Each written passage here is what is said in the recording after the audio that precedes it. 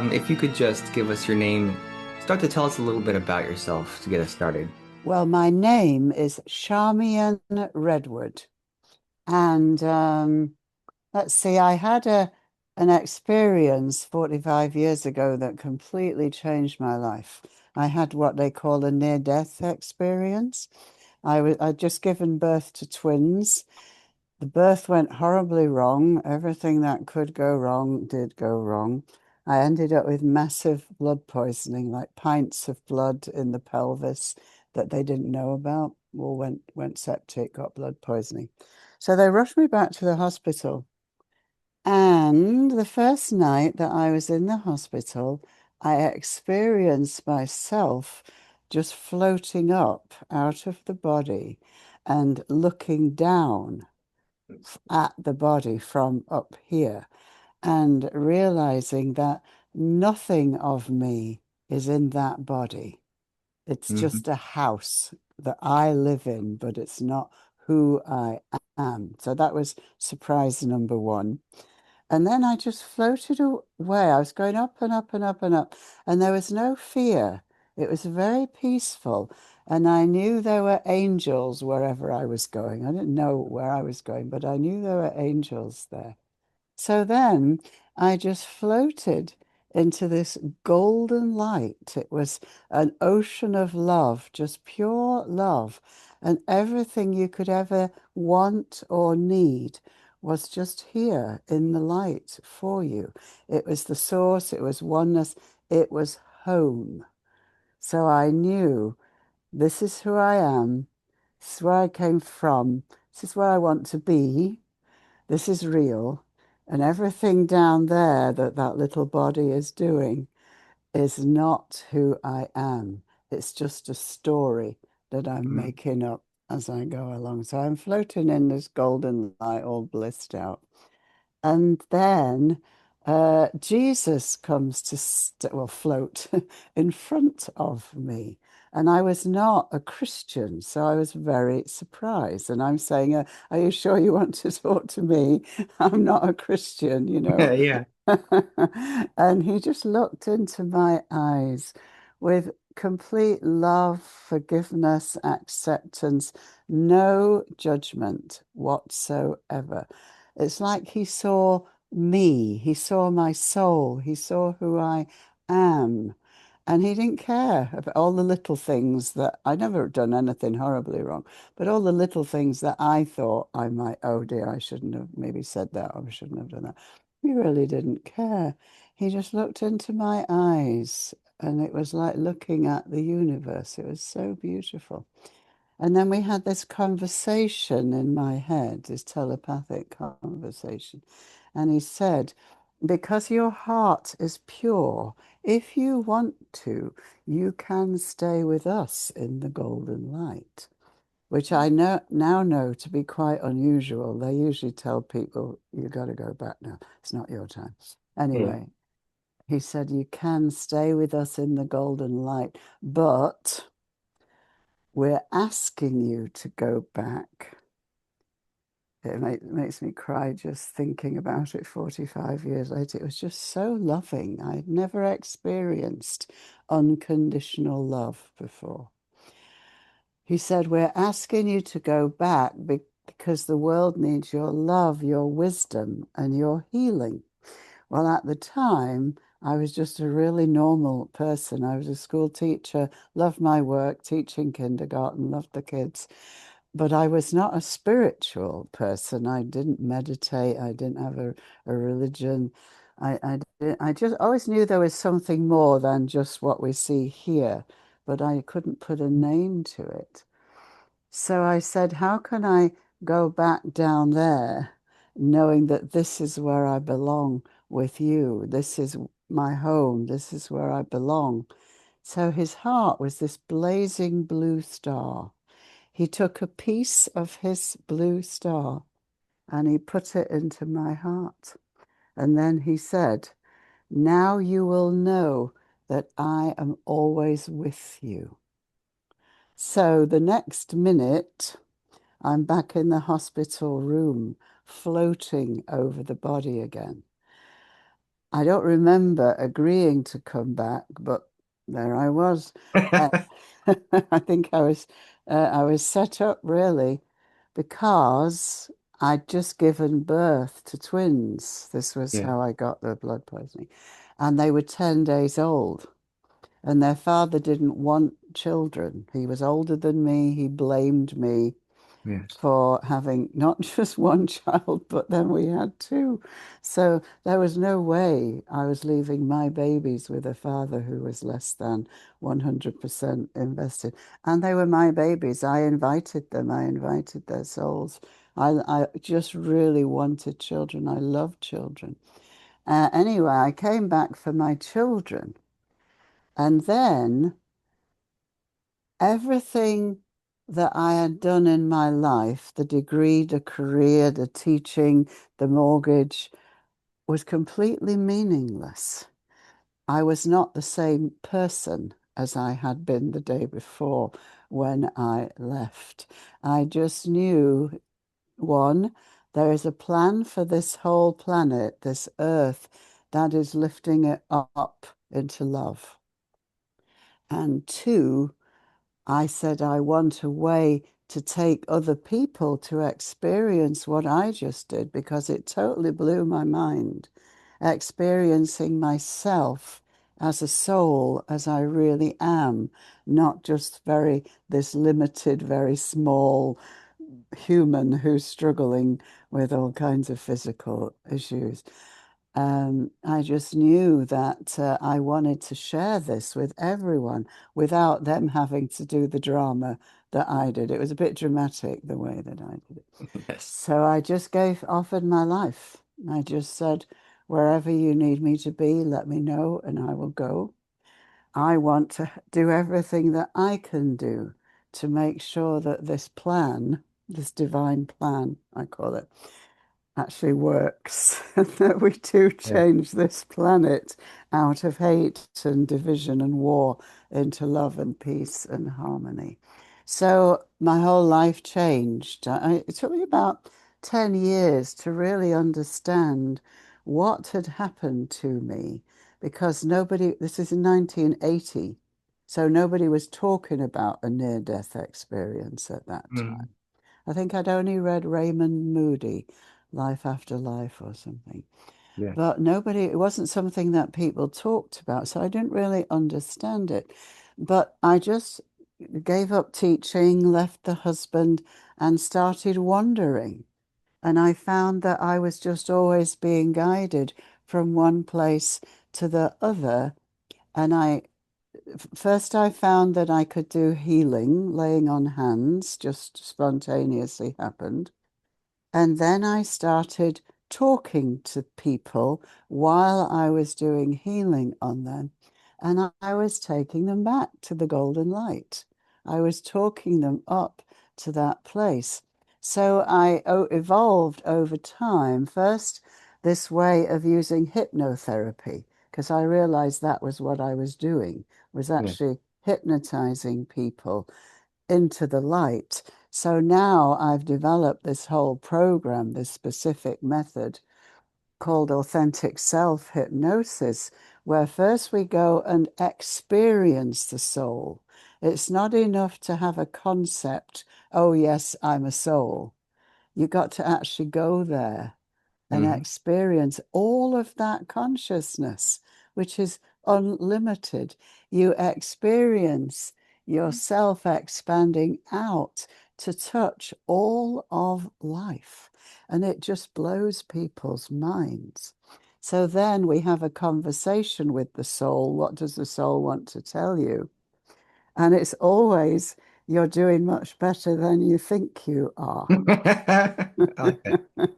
We are so self-critical because we've been trained, we've been conditioned to always look for the negative, what we're not doing well. That's how our parents kept us in line. Hmm. They had this model of the perfect child that they tried to mold us into, and it's not who we are. So what I found, I've been doing this hypnotherapy for 40 years now. What I found is that everyone I've worked with has conditioning, programming, usually from under the age of 3, because that's when our life beliefs are created. So, whatever you believe under the age of 3, I must be good, I mustn't make a fuss, I must do what my primary caregivers want me to do, because basically that's how I survive. Yes. When we're born, we have a very strong survival instinct. Hmm. So, what keeps us alive is doing what our primary caregivers want us to do. So, it's not having tantrums, it's not stamping your feet and saying, I want this. It's, oh, yes, mummy, I will do that. So, those programs keep us alive when we're very small, dependent children, but they're not healthy when we're adult because we move into being people pleasers.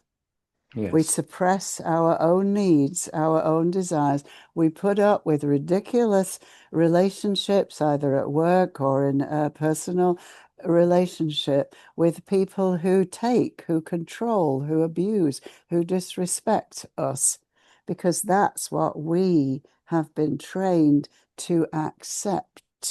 So, what we do in the hypnosis, we go into the subconscious mind, we find those broken programs that say, I'm not good enough, I'm not worthy, I can't, whatever I do, it's not going to work because it's just that's the way it is. So we go in and we take the wounded child and we create a whole new scenario. We build a home. You say, okay, I am now your parent and you are my child. I'm going to love you. I'm going to take care of you.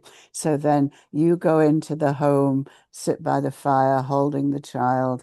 I want you to be the best that you can be. You can have whatever you want. You can do whatever you want. And then we take that little home and we put it into the heart so that you now carry, instead of this empty place in your heart, because I find a lot of people have this empty place in their heart that's like a yearning, it's a hunger, it's a longing, and they don't even know what it's for. But it's Yes. that deep sense of pure love, acceptance, validation, worthiness. So in the hypnosis, you give that to yourself. You don't need anybody else Hmm. to validate you because your own soul is doing it. So we do heal the wounded child or whatever, it might be a past life wounding. And then we go into the future. We bring the soul down into the body here. We take it into the future. Now that my soul is in the body, what would you like to do? How would you like to show up? So we go to the future where you're living much more connected to your soul, much more your authentic self.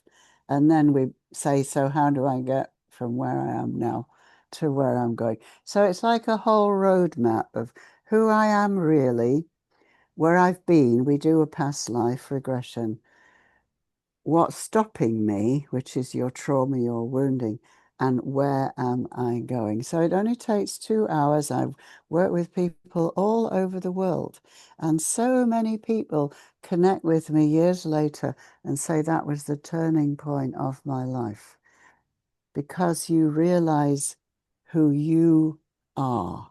Yes. Nobody else needs to do that for you. And that's why I like using hypnosis because I do readings, but I prefer people to get their own information because that's empowering for them.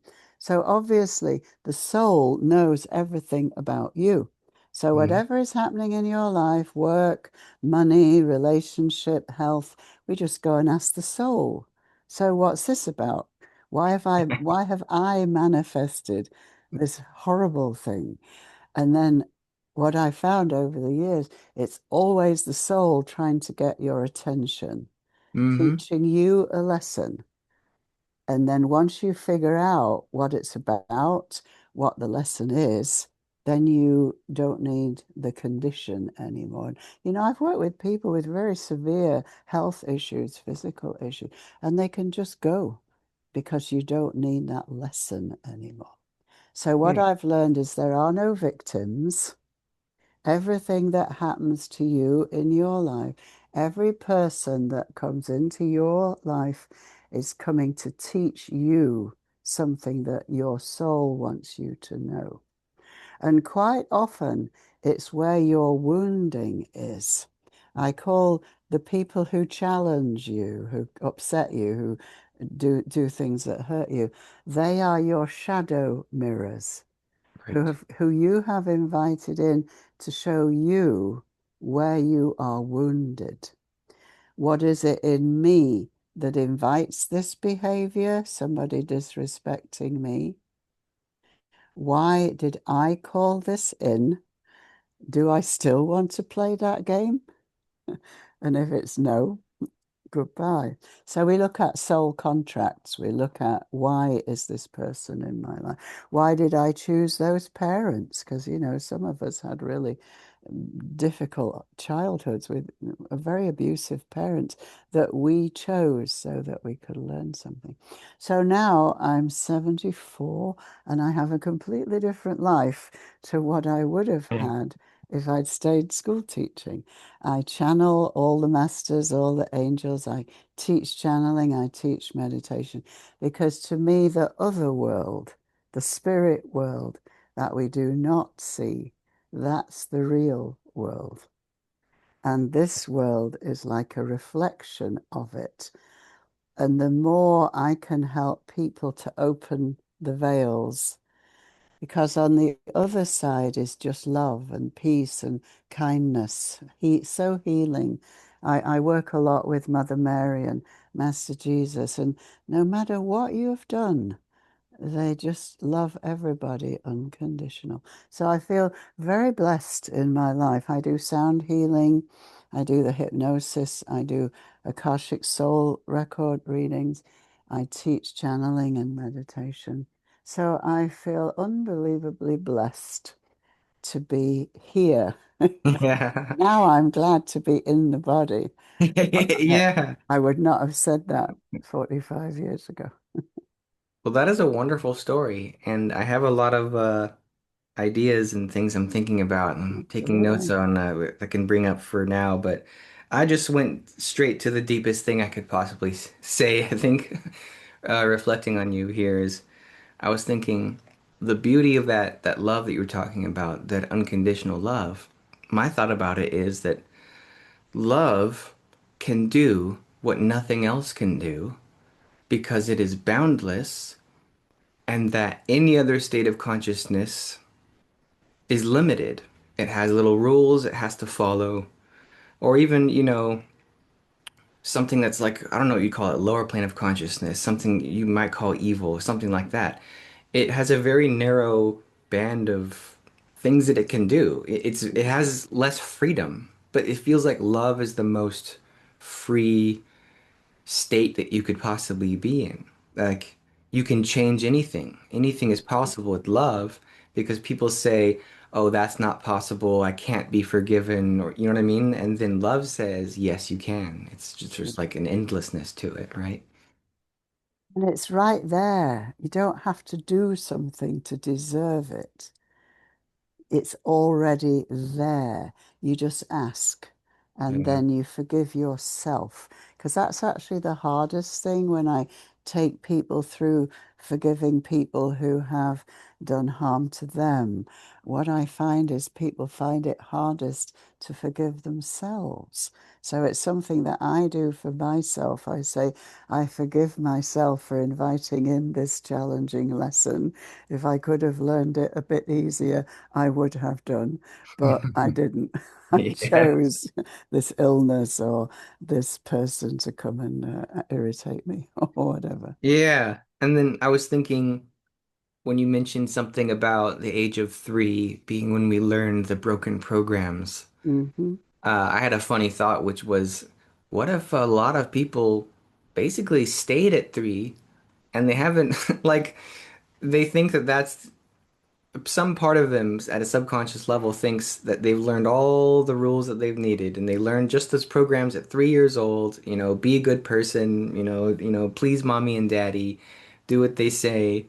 or and then when you're confused to just throw a tantrum and be irrational, and that you just kind of bring that 3-year-old with you wherever you go, and that there's Well, lots of spiritual development to occur afterward. And I mhm. could imagine that when you were talking, I was imagining that what you're doing is like you're like a spiritual parent who I helps am. grow I am. people. I'm like the mother. I'm everybody's mother. Yeah. I just want to mother everybody. But it's very true. A lot of people stay frozen at 3, especially if they're triggered. They revert right back to 3-year-old tantrums. Hmm. So when somebody's having a tantrum or they're exploding at you, try and look behind it. What is the pain Yes. that is causing this? So what I say to people when they're having like anxiety attacks, panic attacks, they're having thoughts of fear or anger, say, what is it in me that is sending up a red flag saying help? It's Yes. not your adult consciousness that is having this tantrum. It's your inner child or it's your wounded self. So instead of addressing the problem as it's presenting, which may be somebody being extremely mean to you, you say, so what is the pain that is behind that? So when you have these thoughts, oh, this dreadful thing's going to happen, or I'm going to run out of money, say, talk to your inner child. And this is Yes. what we do in the hypnosis session. Say, it's okay, I've got you. You are Yes. safe. You are loved, and everything's going to be fine.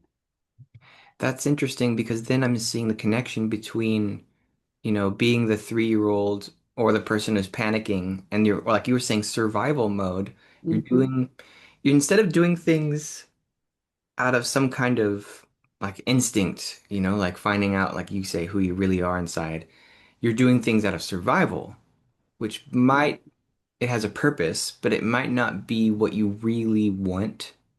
There's something deeper than just survival. Survival is pretty basic, there's things that are more important than that. So let's say you're doing something, part of your survival is to be a good little boy and girl, right? Hmm. So that's conditional love because if Well, you're that's bad, it. then you That's it. won't get the love. So Hmm. then it's Hmm. like the most healing thing that gets you past the survival mode, that gets Hmm. that out of the way, is the unconditional love. And then what's underneath this constant, fight or flight or survival is allowed to emerge. That's right. And the thing is that we have to take control as adults of our wounded child, who is always going into that survival mode, and it's not healthy. It doesn't improve our situation as adults. So when we realize that we can actually help this wounded child, then you don't have to keep running those programs. And the thing is that whatever you believe, whatever your core belief is, the only way I can get love is by people pleasing. I have to be always giving. I can never receive. I have to take care of everybody else because Mhm. then I will be loved, or because I don't deserve to be loved. So, whatever belief you have is what you are flashing out to the world. That's what's in your vibration. Please come and take advantage of me. Please come and disrespect me, because then you will be fulfilling my need to be abused. So when we go in and we change the program, then you don't attract the same people.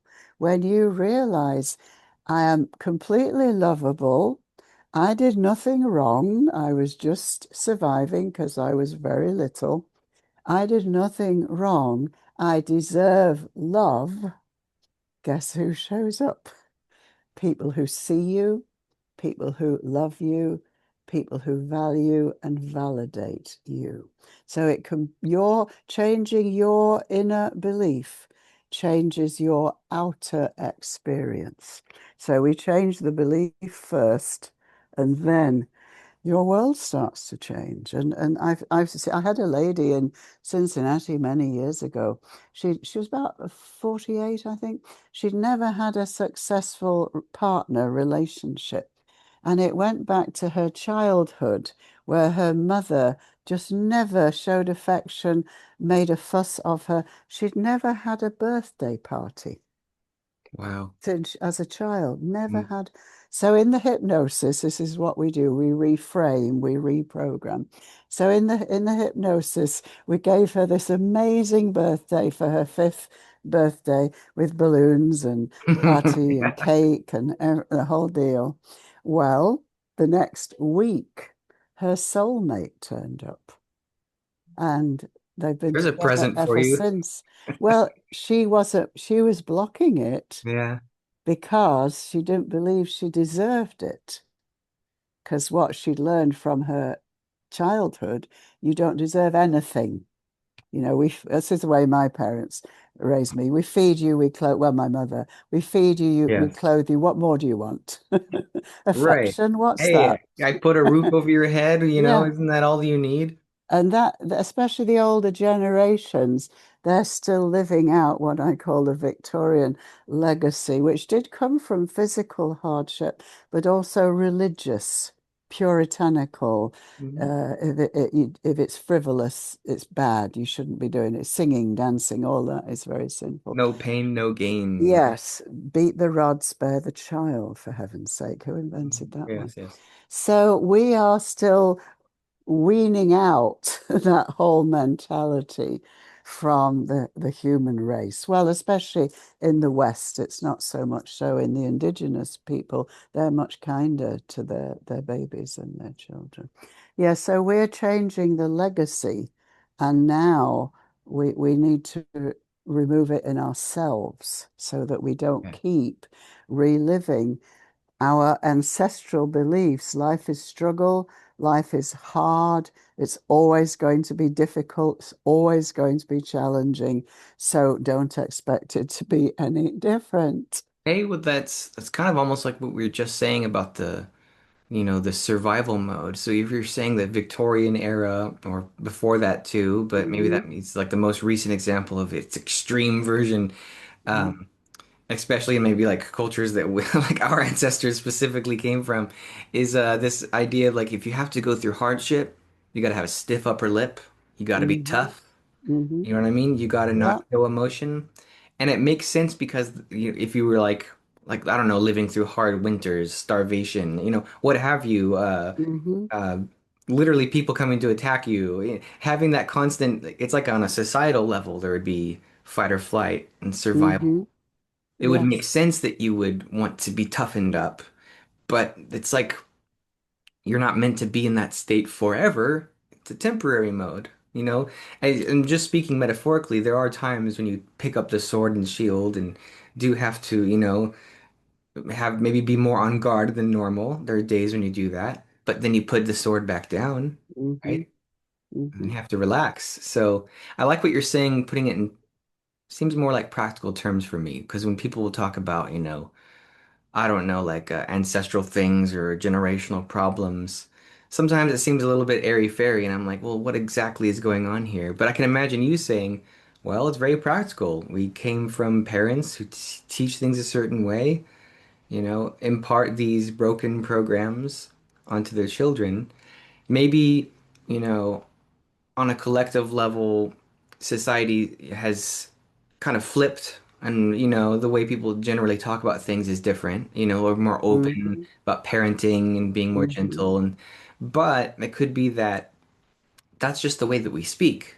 But you're saying each one of us on an individual level still needs to do the healing to end that programming For for ourselves, ourselves. because we have internalized these programs and we don't even know that we're doing it. So we're creating hardship for ourselves by believing that we don't deserve to have things come easily. Yes. If you want something, you got to work really hard for it. You got to save for it. You got to work hours and hours and hours. And we really don't, because the whole frequency of the earth has shifted now very dramatically. Because now all we need to do is think something, just make the intention and it will come into manifestation, because that's the new frequency that we've already moved into. So it's like we're still using cogs and wheels, and we can just use our wings and fly. I like that. I just made that That's up. great. So I think it's a good way to look at it. It's like instead of the hard work, you don't need to work, but you do need to grow, Oh, right? you always need to grow. So because I've always, I was trying to think of a way to reframe it for myself because I've always been someone who kind of liked the idea of being a little tough and working hard and proving that to myself that I can do something that I maybe thought I couldn't do before. But I think maybe work, that's just the wrong word for it. Is I want to grow. I always want to be, moving forward with something, like learning. How Hmm. about that? We got to Yeah, learn. we always have to be learning. I'm learning every day. I'm 74. I'm still learning. But the thing is, when you say prove myself, Yeah, who are you proving yourself to? Is it really you? that's a Or great is question. it parents who still have that program? I've got to do well, do whatever their goals are, whether it's education or whatever it is, Hmm. in order to earn their love and therefore Well, if you want me to actually directly answer the question, I think I want to surpass my parents. good. And I don't mean what their way of life, I mean yeah, their expectations of you. Are yes, you still trying to please them, or are you really just now trying to have your own? Really, we all have to be yeah, independent spirits. We all have to be free spirits, yes, freed from anybody else's expectation, needing anybody's approval, needing anybody's validation. We validate ourselves, we approve ourselves. We yes, only have to please ourselves. We are always learning and growing in consciousness. yes. Because we're always going up. We always want to be going up, So, higher, so that higher, makes me want to bring up the question.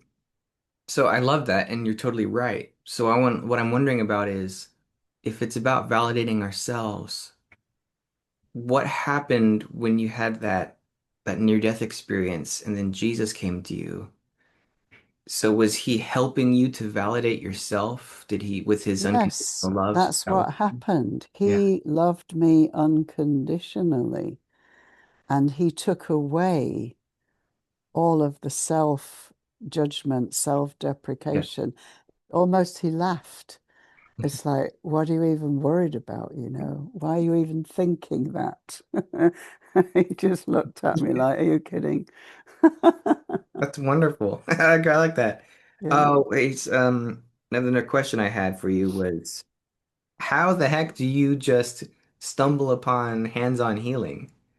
I I would didn't. love I to know. I would woke love up. to know how you got Yeah, I was with my horrible husband at the time, horrible and husband. he had a pain. He'd got gastroenteritis. So he woke up with this really sharp pain in the middle of the night in his stomach. And I just knew if I put my hands on it, I will take it away. And I did. It was like electric shock. It shot up my arms and left his body. So then I realized that this is a gift that I can do. So then I started going to like the spiritualist church, where after the service they have a healing circle. So for a couple of years, I just went and did that. And the funny thing was, the first time I went, the minister said, anyone who wants healing, um, come up to the front and sit down, and we'll give you healing. And I'm like, I need healing. I need healing. Yeah. Well, this lady, she pointed at me and she said, you're coming to do the healing. And I said, no, no, no, I need healing. I always need healing. And Yes. she said, no, you are coming to do the healing. Because she'd seen one of my Native American guides, a chief, sitting in me like this, with it sitting up straight with his arms folded like this. Yeah. She saw him because this is a spiritualist church where they're all psychics and mediums. So that's what I did. She had me do a healing on her husband, and it was just there. It was just me needing to believe it, and then it happened. So everything that I did when I came back from that near-death experience, everything just unfolded all by itself. I was just led to exactly where I needed to be, what I needed to do. When I came back and I said, wherever you need me to be, let me know and I will go, they took me very literally. Mm. I think I've lived in 100 places in 40 years since I left my husband. I've lived all over England and Wales, all over America. And I'm always somehow miraculously told where I need to go next, and then something will happen Yeah. to somebody will invite me, or I end up just going there. Don't let Sometimes, them make a TV series out of this because it sounds like a you know, great. it would be fascinating. I've lived in Hawaii, in Santa Fe, Nevada, Colorado. And I've just had the most amazing experiences. I feel as if I've lived 100 lifetimes. It's like I don't really need to do anything else. I've lived Yeah. so many lives. I am. One of my students in Cincinnati asked me if I wrote my own life story, what would I call it?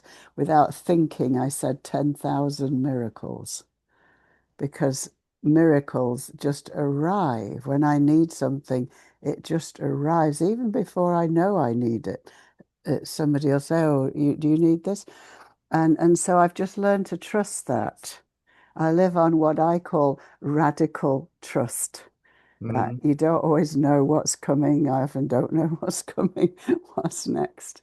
But it's just exactly. For instance, I was living in Santa Fe, and I love Santa Fe. It's a wonderful music, art, lovely community.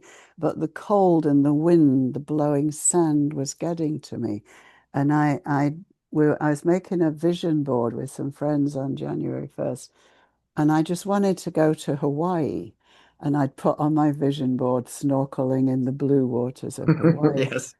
But at the top of the board, and I didn't notice this, but my friend did, I'd written, "Follow me home to Hawaii." I'd taken an advert from Air Hawaii or something. And she said, "Do you realize you put home to Hawaii?" Hmm. This was January 1st. By May 15th, I was living in Hawaii. Oh. Completely miraculously. A friend of mine invited me there. She'd moved there and she was lonely. Invited me to visit. This was in February. We went to a shamanic drumming circle, and in the journey, when you're shamanic drumming, you just go on your own journey out of your body. The dolphins came and took me up to Sirius and told me that this is where I came from, where they came from, and the whales came from. And then they said, "You need to move here to Hawaii." So I said, "Well, I will, but how?" I Yeah. don't have any money, I don't have any savings. So when we came back, the only other person in that circle was this lady, and she said, "Well, I have a house here, but I only live in it 6 months of the year. So I need somebody to come and house sit for me for 6 months." Hmm. So that's what I did. She was leaving May 15th. I had a lady that I was going to help with her baby being born, because I became a doula. I trained to be a birth doula, who was due on May 15th. So I Wow. couldn't come before then. And this is February. So I moved like as soon as she had her baby. I just sold everything, moved to Hawaii, lived in her house for 6 months, and then I lived there for 6 years. Absolutely wonderful, magical time. So I always say to people, don't worry about the future. Live, just focus on now. Every day, finding joy. Yes. Whatever that looks like for you, walking in nature, dancing, singing, just having dinner with friends, whatever it is. I was very sick last year. I had bronchitis. I couldn't literally leave the house for 5 weeks. I just sat on my deck, couldn't drive. So I just put up all these bird feeders in my garden. So now I have this whole family of birds who sing to me. So it's I like like that. whatever the situation, make it better. Hmm. Make it a gift. Whatever it is, make it a gift. Yeah. My favorite song says, take a sad song and make it better. That's right. Remember to let her into your heart. Then you Let can start life. to make it better. That's right. Yeah, I love to sing. It's my favorite thing. Yeah, so I'm out every day. I walk in the forest. I go to the beach. I kayak on Morro Bay. I sing in a choir. I'm going dancing in Los Osos. They start the summer season. They dance on the green. They have live bands outside and they really. use one of the putting greens. They take all the stuff away and let us dance barefoot on the I green. think I'd rather So dance than golf. Yeah, it oh sounds yeah, good. I don't want to golf. I haven't got the patience.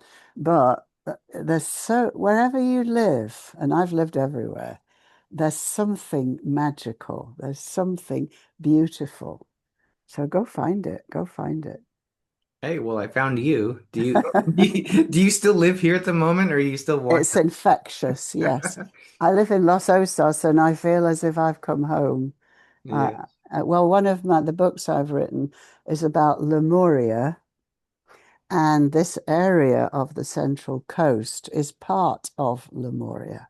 So there are a lot of old Lemurian souls been called back to this area. And I will be doing guided workshops, going on the land, going to Yeah. the Lemurian vortex places and channeling activations there. I don't Wow. know anything about that. You I've don't like know what read, Lemur. well, I mean, I Oh. know what Lemuria is. Hmm. I'm the kind of person that I says I don't know anything about it, but I mean is I'm not an expert on it. So No. like, I've looked at all the origins of like Atlantean stuff and Lemurian stuff, Yes. but Well, Atlantis was the one, more people write about Atlantis because that was closer. Lemuria was the original civilization, and it was in the Pacific. And yeah, Hawaii was the motherland, it was the heartland of Hawaii. So when I moved to Hawaii, all of my hypnosis sessions, the past lives, going back to Lemuria. So that's how I got all the information was from past life memories yeah, of people who were actually there. A lot is written about geographically where it was. Almost nothing is written about who the people were, what they did. And basically, that was our first experience of being physical. We came in physical form in Lemuria and we lived in perfect love, harmony. We could manifest whatever we wanted. Our only purpose was to serve. How can I help you? Because we just manifested everything that we needed because we were still attached to our golden essence. We hmm, had like a golden cord that connected us to our own divine self. So we could call upon that to manifest whatever we wanted. But then we chose to experience separation for the very first time. Nobody did it to us. We chose to leave this paradise and to disconnect that cord, fall asleep, forget who we are, forget our superpowers, and start a downward spiral into the third dimension, just these bodies walking around. But the reason that uh, these memories and this knowledge is coming back now is because the agreement was that we would go through this long tunnel, this dark tunnel of overcoming suffering in order for our souls to grow more quickly. If you experience hardship and challenge, you grow much more quickly than if everything's all just lovey-dovey. So, but the end of it is that we are all going to come together to lift this earth back to Mm. oneness, Yeah. love, and light. And that is why we are all being guided to the places where we can do that. So I'm going to ask you a difficult question, and I'm something I'm curious about because I go back and forth between. I notice these two different patterns of different types of spiritual people. There are people who will go, we're all moving forward into this, blissful era of awakening, peace, and love. And then I will hear people say that our whole existence is actually just a cycle, and we repeat it over and over again, and it'll start over once we get to that point, like a story that just keeps going over. And I wonder, like, I don't know what you have to say about that, because I wonder if, like you just said about Lemuria, that we just keep moving through these stages of growth over and over again, and that we may choose once again to fall and then rise. Well, in the past, that's true. We have gone through the cycles. There's a lot of information about this in the Hindu tradition, the big Mhm. cycles. There's a that goes from iron, which is the age we have been in, which is the age when the people suffer. They go through bronze, silver, and gold. And normally you would evolve slowly through all of those cycles. But this is a very unique time on the planet. So we are moving from the age of iron directly to the age of gold. We've bypassed the other thousands of year cycles.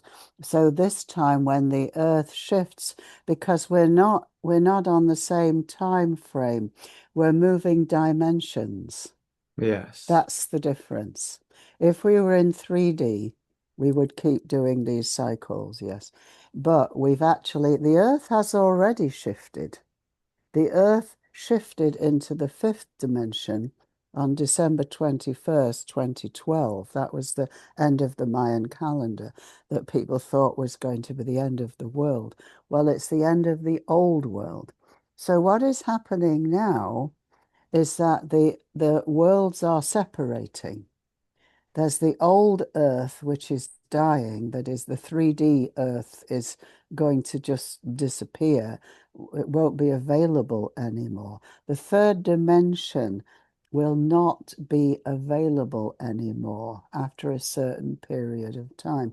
We're kind of in a grace period at the moment where we are choosing, do we want to keep doing this death cycle, this learning by hardship, by suffering, where the physical is important, material wealth is important, control over is the operating system that system works under, very basically abuse of power.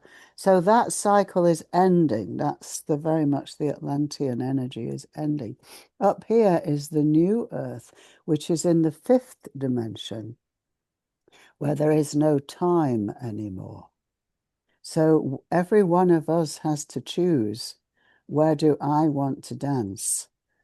Am I Mhm. going to stay with the old way of being, which is hierarchical, few at the top controlling the mass at the bottom, or do I want to be over here where everyone is equal?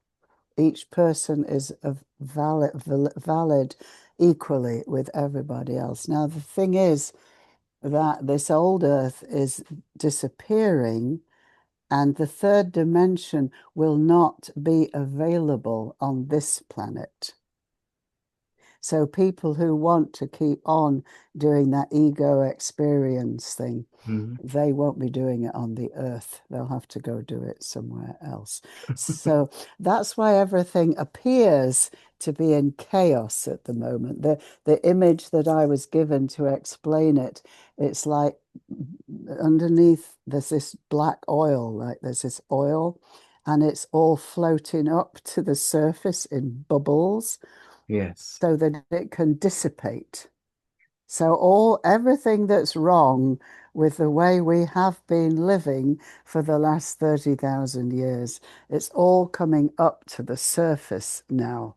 Because what my guides told me is that you can't change a problem until you can see it's there. So Yes. the worst abuses of our system, of our way of living, of what we've allowed, it's all coming up to the surface now. So that we can come out, especially here in America, we can come out on the streets and say, this is not the America that we want. We want justice, we want liberty, we want freedom for all, which is actually what America's was founded upon, but it's gone down all these dark alleyways. So the thing is that every one of us has the choice to make. Which world, which arena am I going to play in? Yes. And the So it new sounds earth like we is, used to all together go through the same process. I forget what you were saying, iron and so on. yeah, And but bronze, yeah, now it silver, has gold. divided, Hmm. and there's maybe people on different paths, and you Hmm. can maybe people will have more of like an accelerated evolution.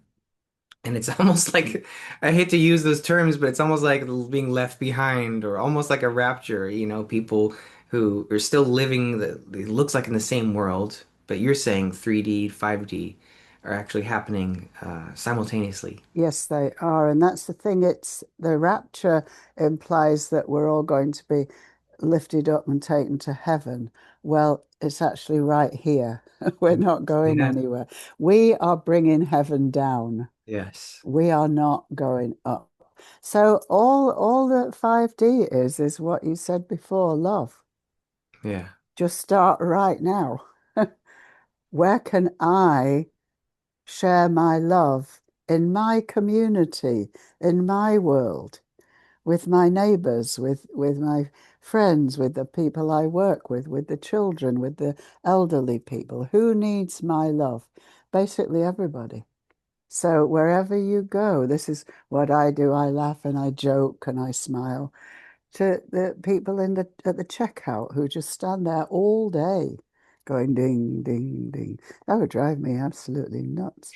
I'm so glad, thank you, God, I've never had to do that. Yeah, you can see sometimes on their faces they've kind of Yeah, they've checked out other people and they're personally checked out, and I that's would be right. too if I were in their position. So what we are doing is acknowledging, validating their sacrifice Hmm. and calling back their humanity. So you just look in their eyes and you just smile. I see you. Thank you. Or you talk to them, I just talk to them. Yeah, it's like I can imagine if you were to accept this weird analogy of people in a prison who've kind of resigned themselves, oh, I'm Yeah. here, there's no getting out. And Hmm. you start to kind of lose your humanity. But there could be those few people who walk around gracefully and they have a lilt in their step and they Hmm. dance and they don't accept that they're in the prison. No, It doesn't have a power over them and it can inspire the other people around them. absolutely. And one of the saddest things that I've seen in my hypnosis at people who've been in the same job for 30 years that is absolutely soul destroying, that they hate Hmm. because it's killing them, just sitting at a computer all day. Hmm. And it's too late. They've already put in their 30 years. Now they're retiring Yeah. and realizing what a waste. So I want to tell people don't wait 30 years. What I say to people is follow your passion. What makes your heart sing and Yes. go and do that, whatever it is. People stay in these soul destroying jobs for security, financial security, or because they're parents wanted them to be that, or that's all they thought Yes. that the best they could do. I Yeah. met this young man at the airport in Albuquerque many years ago, and he was only like 18, and he was going off to Afghanistan or something, and this was in Ohio, And I was talking to him, and I said, do you want to go be a soldier and go shoot people? He said, no, not really. So I said, so how did that come about? He said, well, my dad was in the army, my granddad was in the army, so there was never an option. Nobody ever asked him. He Yeah. was from the age of 3. He was raised to be a little soldier. So, one of the last questions I want to ask you now is, what role does courage play in finding what makes your heart sing? It takes a lot of courage, I'll tell you. I was having a conversation yesterday with this young guy, and I said, "You got to jump off cliffs." And and he said, "But how do I know?" I said, "Then you find your parachute after you've jumped off the cliff. You Oh, find your parachute." yeah. He said, "What if I don't have a parachute?" And I said, "Well, that's what you find out." But it takes a great deal of courage to walk away from what is known, what is safe, what everybody else believes, what your family approves, to be your own free spirit. Yes. Takes a great deal of courage. My family thought I was completely nuts when I gave up my teaching career and the education that they had provided for me at expense to them, because we Yes. were all sent to private schools. They were absolutely horrified when I gave up my life. And I knew they would never understand until they died. And when they saw me from the other side, then they would get it. And that's what happened. Both of them, very like a week after they died, came to me and said, my mother especially, I'm so sorry. I didn't understand who you were, but now I know, and I'm so sorry. So don't worry about what anyone else thinks of you. Just worry about what you think of you. Hmm. That when you're 65 and you're looking back over your life, will you have done what brings you joy? Wow, that is a wonderful question. And I think that's a good way to pivot into,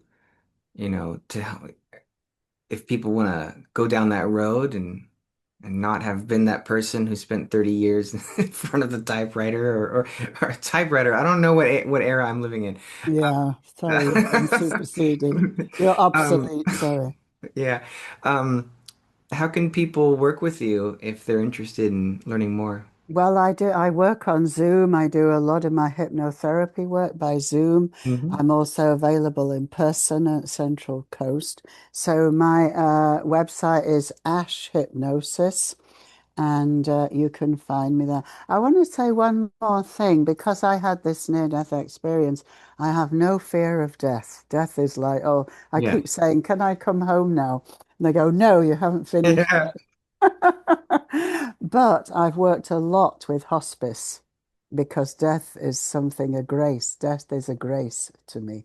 And I've met so many people who I've helped them to leave gracefully. And the two biggest regrets that people have on their deathbed, not just when they're 65, one is family feuds. I haven't spoken to my son for 20 years, or I didn't live my dream. I kept doing that horrible job that I really hated. And then when I retired, either I was too old or I was too sick to do what I really wanted to do, which often was traveling. So don't wait till the end of your life. Do a life review now, Yeah. and then make the changes. And it always is supported. When you follow your heart, you will be supported. Absolutely. I agree. All right, this has been a wonderful conversation, Thank you, surprisingly delightful Jessica. to me. Yeah, Yeah, so thank you for being here, and maybe I'll see you again. that would be lovely. Thank you very much. Thank you for inviting me.